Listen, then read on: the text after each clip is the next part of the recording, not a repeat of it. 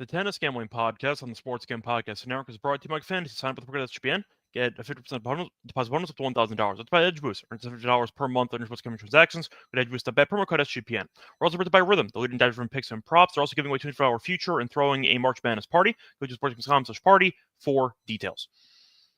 And welcome, everybody, to the Tennis Game Podcast here on the Sports Game Podcast Network. It is currently early Sunday morning, roughly 3:40 a.m. Eastern Time on March 2nd. I'm Rosso, Scott Reichel, once again going solo for this pod. Time to get into the Santiago final. I know we haven't really talked about the actual tournament so far this week based on how late the lines actually come out. However, it was Saturday night. I was up late anyway and decided to record an episode. Finally got lines available at like maybe 2 or 3 in the morning. Eastern Time, so decided to make the most of it. As a result, we do have an episode coming out right now. Also wanted to experiment a bit with the actual views and the upload time to see if there was any type of correlation. So it's kind of a trial by fire thing. I'm testing out maybe the, I'd say, best time to upload videos or live streams, so decided to get it done now. But either way, point is we are here to break down one match, the final between Baez and Desir. For that, though, do want to recap what happened in the actual Saturday card, both for the lock and dog picks, as well as the actual recap of the title matches that we saw in Dubai and in Acapulco.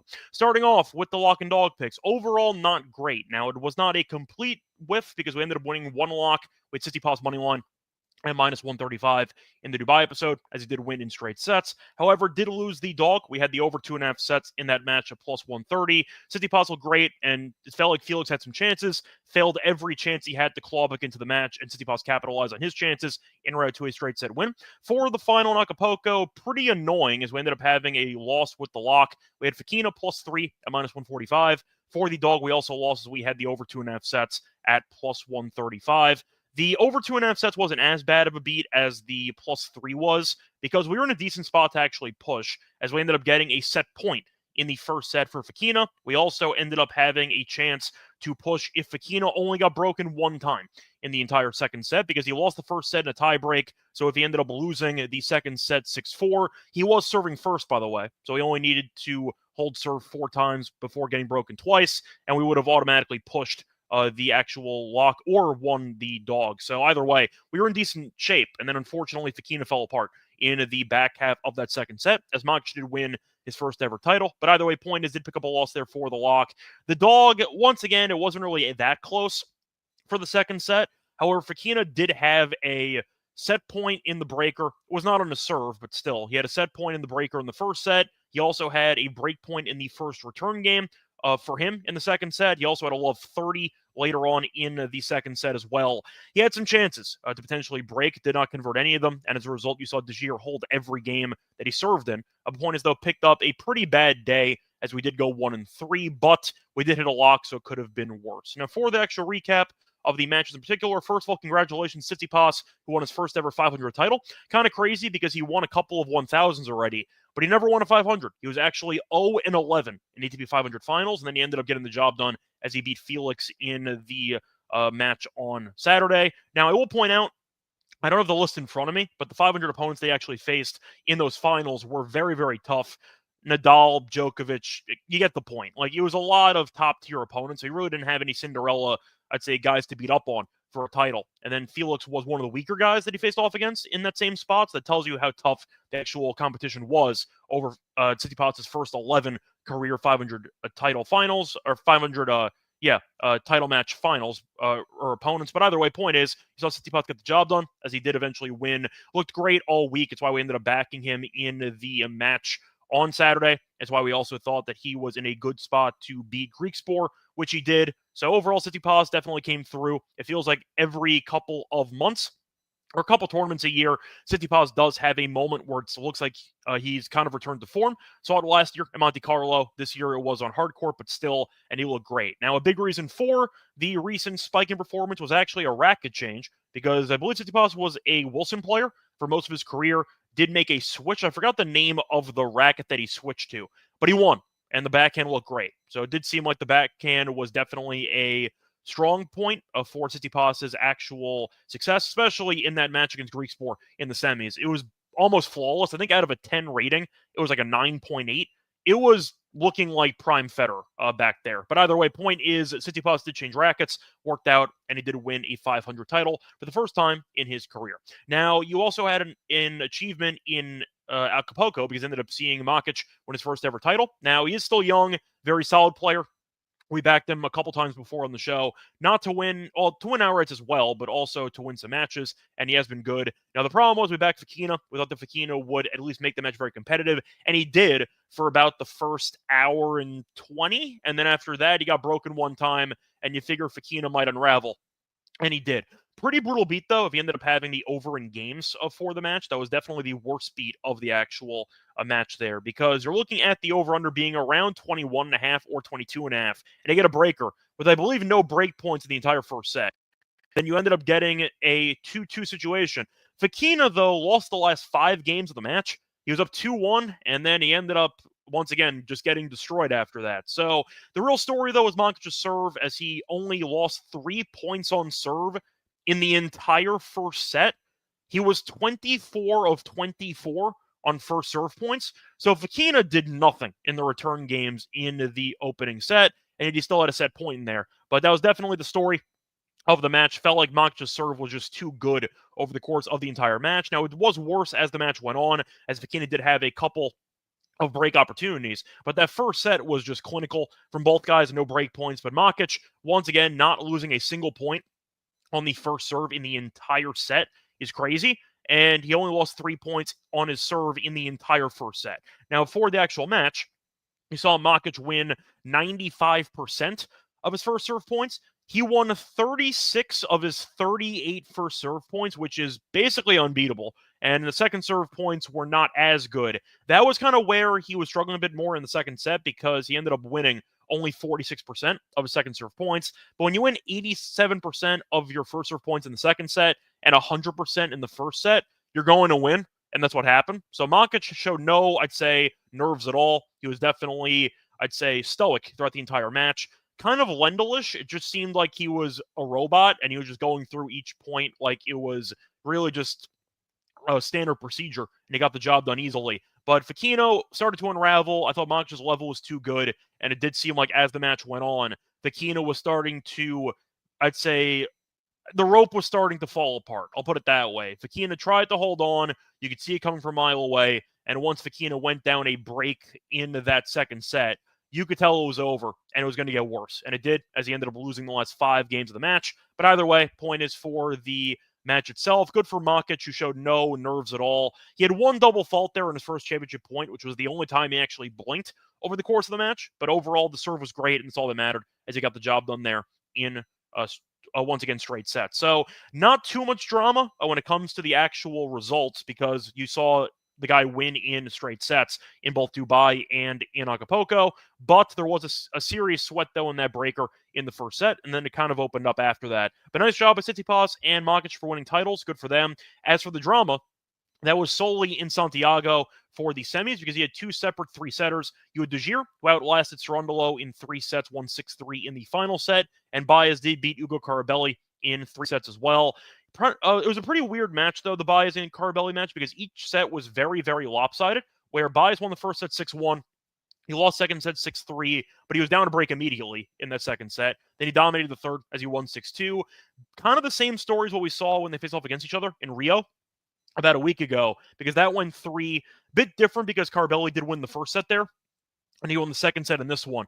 But 3 pretty lopsided sets, and Baez got the better of him. So either way, nice job by Baez and De Gea to get by. The De Gea and, I'd say, Cerundolo match was definitely the best match of the day, as far as I'm concerned, because it was definitely full of drama, a lot of high-quality shot making, a lot of firepower, and it came down to the wire. But for the most part, definitely not surprised by the outcomes there, especially based on the outrights that we actually had. So a reminder, we've had a great year so far in outrights. Unfortunately, did not hit anything in Acapulco because of food poisoning, and we didn't hit anything in Dubai because all the favorites basically lost immediately. But there is some good news. We automatically won an outright this week, because we have, first of all, we already won the Greek Sport Quarter at 9-1 over there in Dubai, which is nice. However, for the Santiago tournament, we actually did pick both finalists correctly. For the Santiago breakdown, we gave out Seaboth Wild at 21-1. That lost immediately. Gave out Jari at 10-1. That lost too.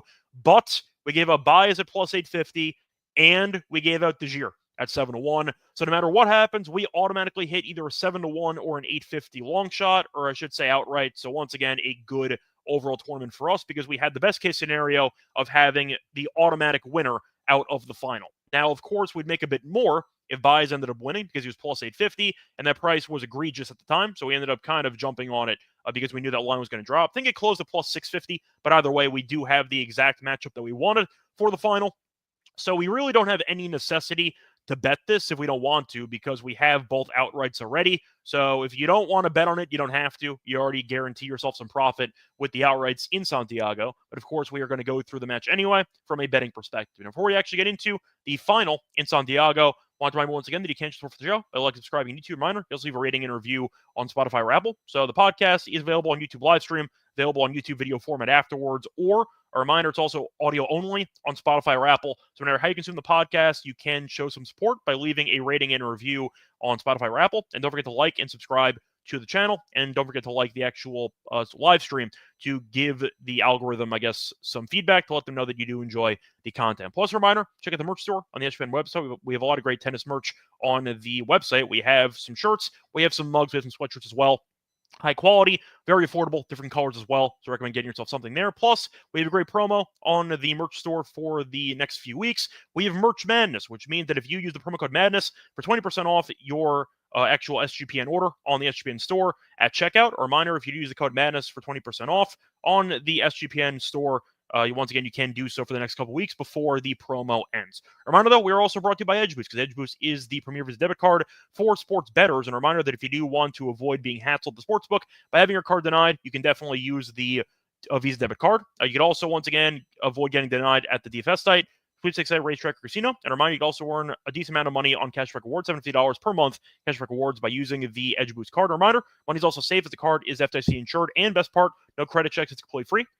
Reminder, though, for the actual promo that we have, sign up today, use the promo code SGPN, so you get better cash rewards and instant tier 2 status. A reminder, EdgeBoost.bet promo code SGPN, EdgeBoost.bet promo code SGPN. We're also brought by MyBookie. MyBookie is the place to bet on every sport. They have props in every game. Outdoor casino. MyBookie also accepts customers a ton of locations, and you can also use crypto for easy deposits and lightning fast payouts. Head to MyBookie.ag with the promo code SGPN for 100% deposit match up to 1K bonus cash, plus a $10 casino chip. MyBookie.ag, promo code SGPN. Welcome back, everyone, to the Tennis Camp Podcast. Finish recapping what happened on Saturday in tennis. Time to move on into the final, taking place on Sunday. The only match that we got to talk about here on the episode between Desir and Baez. And now for the actual price, a reminder, we already have both guys as an outright, so we already have Baez at plus 850 and Desir at 7-1. But for the actual tournament breakdown and for the final breakdown, we do have Baez as the favorite at minus 135. You have Desir at plus 115. For the spread, minus 1.5 for Baez. You have plus 1.5 for Desir.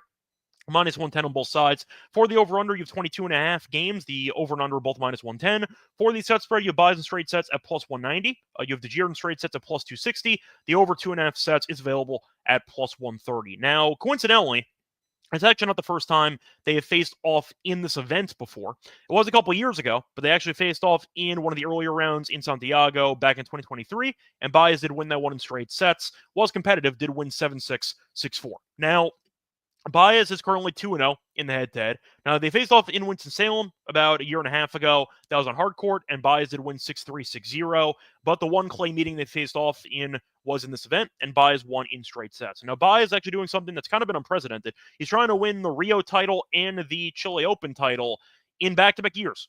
So he's been able to go, once again, without really much time off in between both events. And he won both the Chile title and the Rio title last year. He's trying to do the same thing again this year, which would definitely be quite the feat. Baez, though, is definitely one of the best clay players in the world. We know that there are still some tiers involved. Like Alcaraz, though, is a French Open champion, so he's definitely the number one guy right now, post Nadal. You have Zverev made the final last year, has made a bunch of deep runs.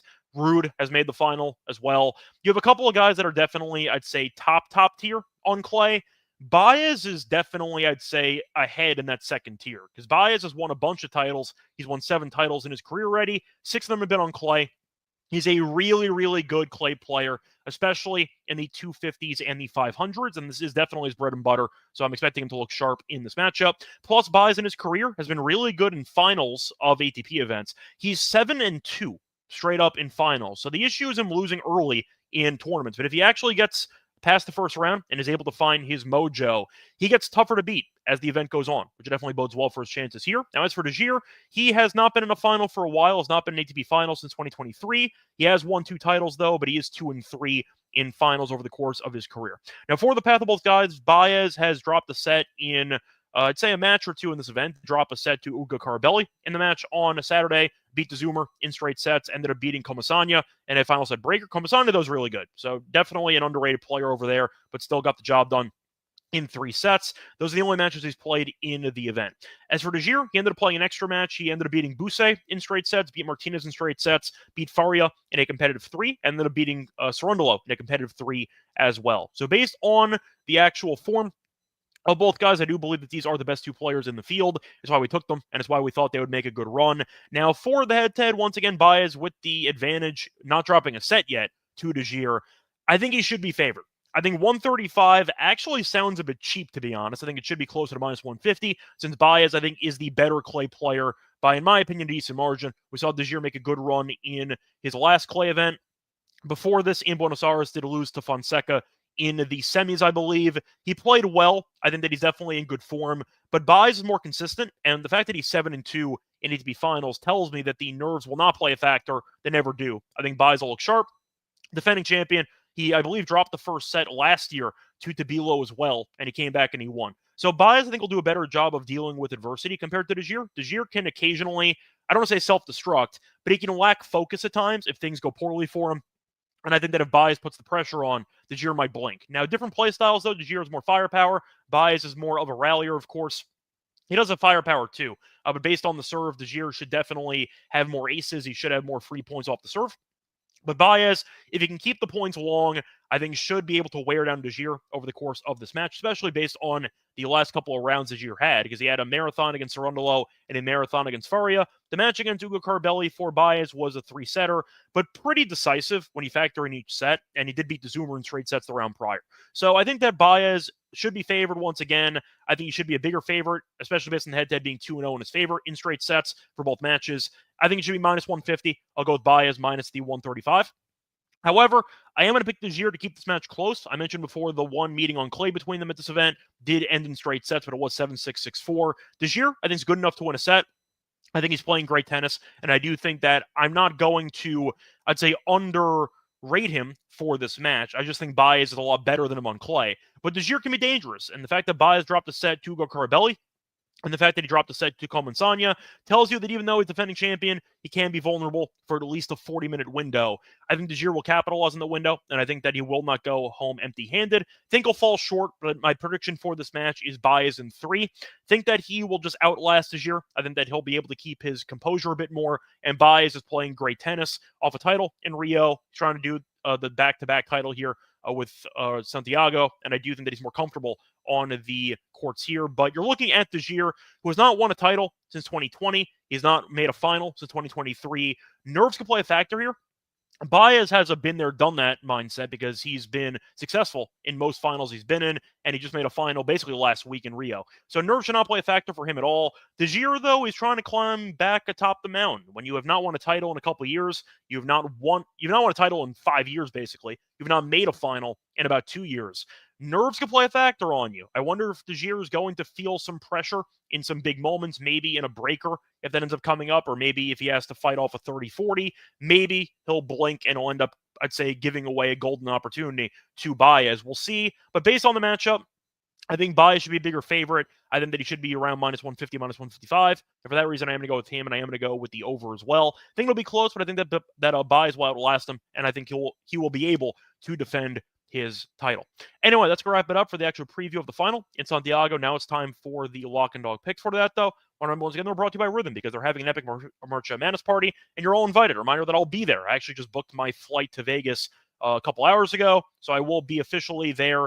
I already booked everything. So I'm already set. Reminder though, if you do want to see me there, you can also go to the First for Watch party. All rhythm users are invited. It's on Wednesday, March 19th at the Awesome Stadium Swim at Circle Las Vegas. They have free drinks. Plus, you get to hang out with the guys from Sports Camp Podcast and College Experience. It gets better, though. Rhythm also has a giveaway, $250 March Madness Future for one lucky Rhythm user. And a reminder, if you cannot make the party, that's fine. You are still entered into the random drawing. So if you cannot go out to Vegas to make the party, you can still get the future bet. So don't worry about that giveaway. Plus, a reminder, if you do want to sign up for a free trial, for a week, use the link Rhythm for the free trial. And a reminder, come by and use Rhythm to help you fill out your bracket, make some bets while you're there. And a reminder, they also have the free party, plus a chance at $250 future bet. Go to sportsgames.com/party for details, sportsgames.com/party for details. We're also about to buy Underdog Fantasy because they have a great Underdog Pick'em. And a reminder, you can use different sports for the actual entries. They have the NBA, NHL, college basketball, tennis, whatever you want, esports, etc. They also have a great deal going on for Luka because for the rest of the season, they are offering Luka Doncic discounts for every Lakers game for the rest of the regular season. For football dyers, they also have combine numbers. If you do want to look at that for entries, they have 40-yard dash times for select players. And a reminder, if you want to actually get a promo, you can use the promo code SGPN when you sign up to claim a special pick and a first-time deposit offer for 1K bonus cash. Great deal. Once again, special pick and a first-time deposit offer up to 1K bonus cash when you use the promo code SGPN at Underdog Fantasy when you sign up for your new account. And welcome back, everyone, to the Tennis Game Podcast. Finished recapping the actual semis in Santiago. Then we previewed the actual final of the match on Sunday between Baez and Desir. Now it's time for the lock and dog picks. For the lock, I'm going to go with Baez on the money line at minus 135. Not going to overthink it too much. Going to go back to what we did for the Tsitsipas match against Felix. I'm going to take the player that I think has been in better form, and I'm going to take him to win at what I think is a pretty decent number. Now, Baez, like the Tsitsipas match against Felix, one main angle that I had was Tsitsipas owning the head-to-head, and Baez has done the same thing. He's 2-0. He's not dropped a set yet against Desir. Think that with him being defending champion, he actually made a final in Santiago a couple years ago. So he's very experienced on the courts here, and I do think that he will look comfortable over the course of these 2-3 sets. I think Desir, once again, is a solid player, but he has not really been in many title matches recently. He has not won a title in about 5 years. He's not appeared in a title match since 2023. Nerves, I think, will play a factor. Baez, though, has won 7 titles. He won one last week. He has 6 on clay, 7-2 straight up in title matches, so he tends to be very clutch in these spots. Defending champion, 2-time finalist, like the overall spot for him. And until Desir actually wins a set against Baez, I can't really take him to win the match. Baez, though, did beat him on this exact court a couple years ago in straight sets. Was competitive, but still, I think Baez is a bit too cheap here. I think he'll definitely close in the 140, so I'll go with it now before it moves. Give me Baez minus 135 on the money line as my lock. For my dog, though, I am going to go with the over 2.5 sets at plus 130. Like the price, we've seen both guys be involved in a couple of marathons recently. Desir had back-to-back matches go to 3 sets. 4 of Baez's last 7 matches also did not end in straight sets. So I think you're looking at what should be a pretty, I'd say, long affair between these two of them. You're looking at Baez, who also has gone to a deciding set in 2 of the last 3 matches against Comasagna and against Ugo Carabelli. I think it's a good spot for both players to have moments. Yes, I am picking Baez to win eventually, but I'm not going to go with Desir to get killed. I think that after looking at the matchup from a couple of years ago, you saw a competitive straight set win, 7-6, 6-4. I think Desir will do a bit more this time around, and I think that he'll be able to win a set, but I am going to pick Baez to once again do his part and to win. But based on the actual differing play styles here, with Desir having more firepower, with Baez being more of a rallier, I can see Desir getting a break at some point, holding serve, kind of like what Ugo Carabelli did in the match on Saturday. Find an opening, capitalize, use your good serve, and hold out to win the set. And I think Baez can get some breaks in other sets because he's a great returner. But for the sake of this matchup, I want to point out, historically speaking, the over 2.5 sets is kind of an autoplay for this matchup because each of the last 5 Chile Open title matches did not end in straight sets. So historically speaking, when this actually is taking place in Santiago, there were a couple of years where they ended up jumping to a different location. Each of the last 5 iterations of the event, the title match has gone to a deciding set. So based on that factor, I think you're looking at a pretty up and down match for both guys, but I am going to pick Baez to get the job done in 3. So for the sake of the actual plays here for the lock and dog in the final for Santiago, lock will be on Baez money line at minus 135. Dog will be on the over 2.5 sets at plus 130. That's going to wrap it up for this episode. Reminder, back once again for a big tournament coming up next week, Indian Wells. Now, this is a 1,000 event, so we're going to break down each round of the event. If you're not familiar with the actual format for Grand Slams and for ATP 1000s, we cover every round. So we're back for, once again, the preview and the outrights. We'll do some quarter stuff as well. Then we're back for the second round of the event, etc. The point is, should be a fun tournament, should be full of elite players, and it should be a great time. We'll be back in a couple days. I think it starts on the 5th. So we have a couple days off, actually, but we should be back for the 4th to actually break down the quarters and the outrights. But until then, you know where to find me on Twitter, Reichel Radio. Find me on the NBA show. Find me on the MLB show. Find me on the podcast, the Propcast for the MLB season, as I'm going to be doing a show with Adam a couple times a week. Until next time, though, good luck to all of you and all of your bets. Bye, everyone.